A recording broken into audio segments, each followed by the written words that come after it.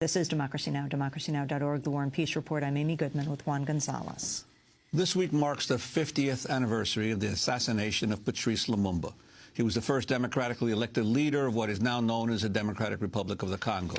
The Congo had been a colony of Belgium since the late 1800s, which ruled over it with brutality while plundering its rich natural resources.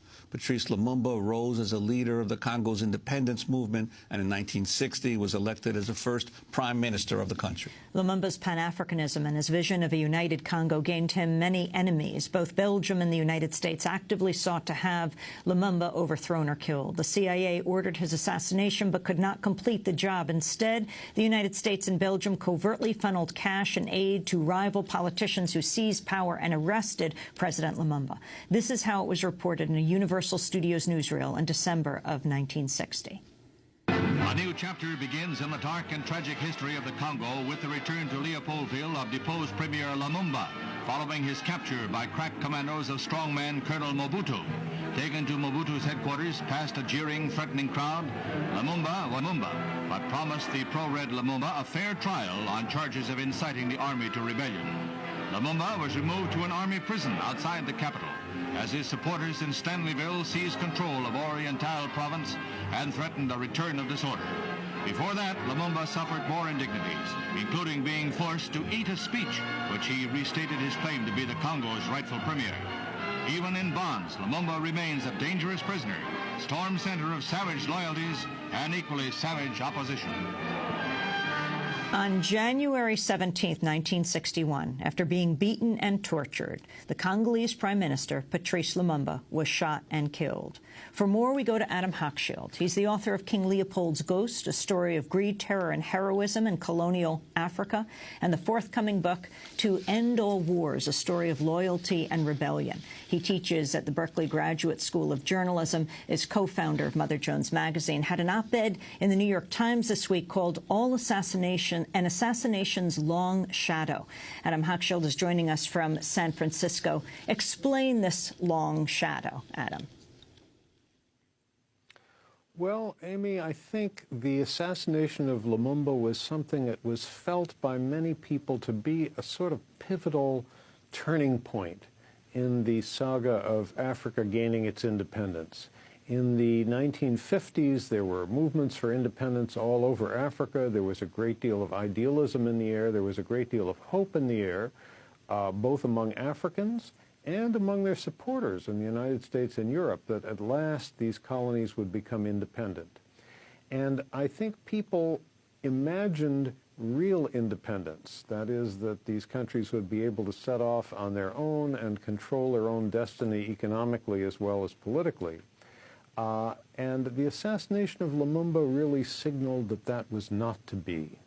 Because for Belgium, as for the other major European colonial powers like Britain and France, giving independence to an African colony was okay for them as long as it didn't disturb existing business arrangements, as long as the European country could continue to own the mines, the factories, the plantations. Well, okay, let them have their politics.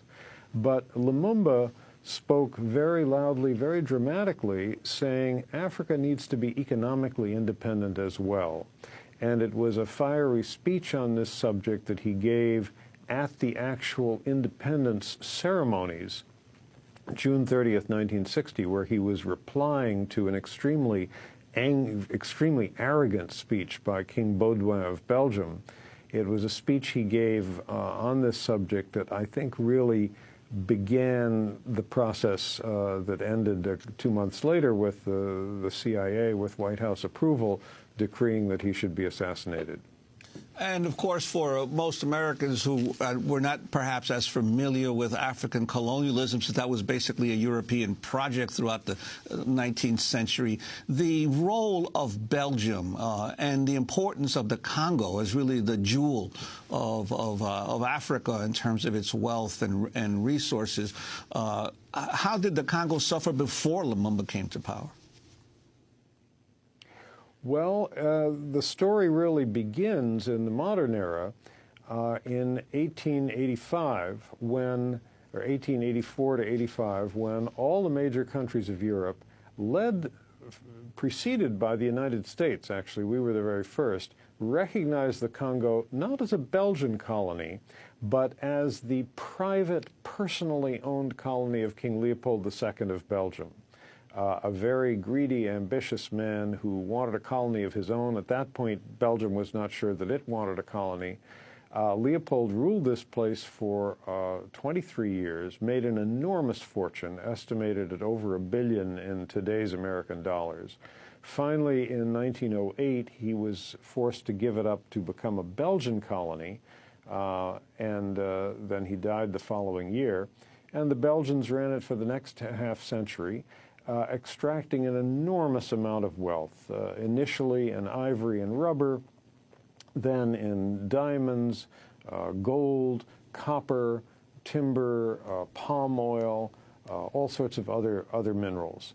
And as with almost all the European colonies in Africa, this wealth flowed back to Europe. It benefited the Europeans much more than the Africans. And the hope that many people had when independence came all over Africa, for the most part, within a few years on either side of 1960, people had the hope that at last African countries would begin to control their own destiny, and they would be the ones who would reap the profits from the mines and the plantations and so on. Lumumba put that hope into words, and for that reason he was immediately considered a very dangerous figure by the United States and Belgium.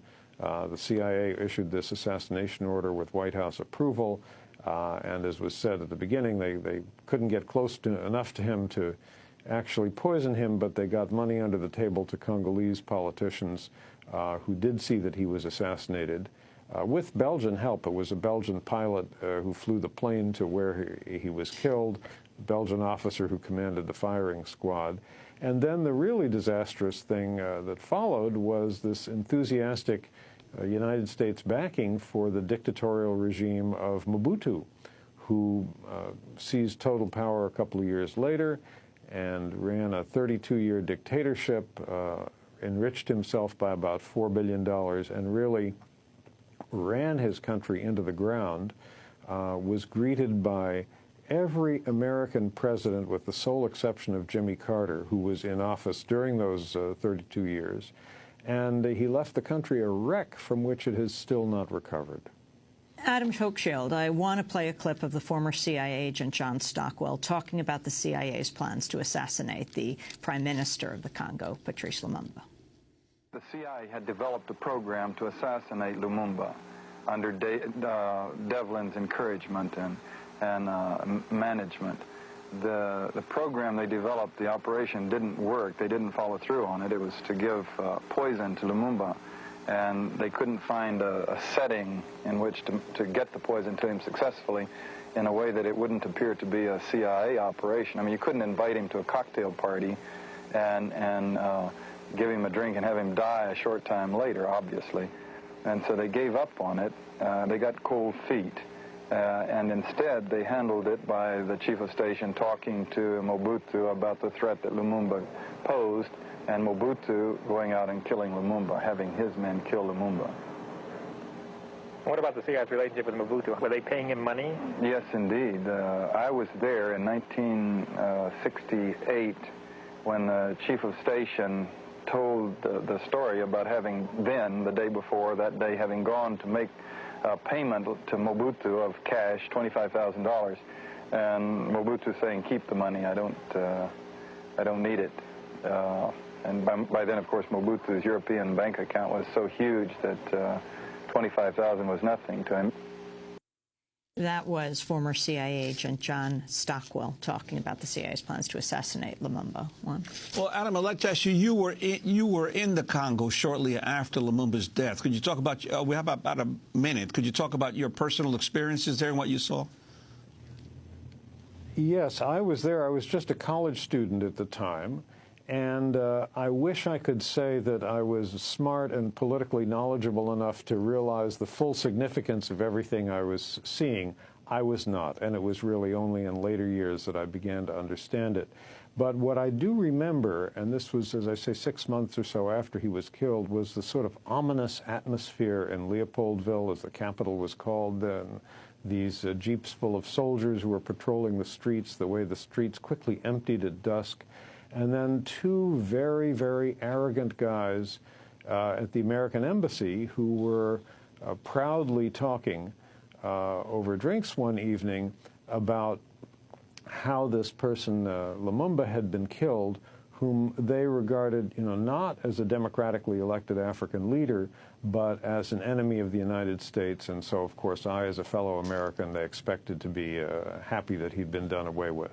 There was something quite chilling about that, and it stuck with me, but I think it's only in much later years that I fully realized the significance. Adam Hochschild, I want to thank you very much for being with us, author of several books, including King Leopold's Ghost, A Story of Greed. Democracy Now! Is produced by Mike Burke, Sharif Abdel-Kadur, Sarah Mate, Steve Martinez, Nicole Salazar, Hani Massoud, Robbie Karen, Mike DeFilippo, and Miguel Noguera are engineers. Special thanks also to Becca Staley, Julie Crosby, Jessica Lee, Nick Gilla, Hugh Grand, Jessel Noor, Vesta Godars, John Randolph, Kieran Krug Meadows, Ron Campenny, Kellen Innocent. We'll be broadcasting from Park City, Utah throughout the week next week at the Sundance Film Festival. Send us story ideas at stories@democracynow.org. I'm Amy Goodman with Juan Gonzalez.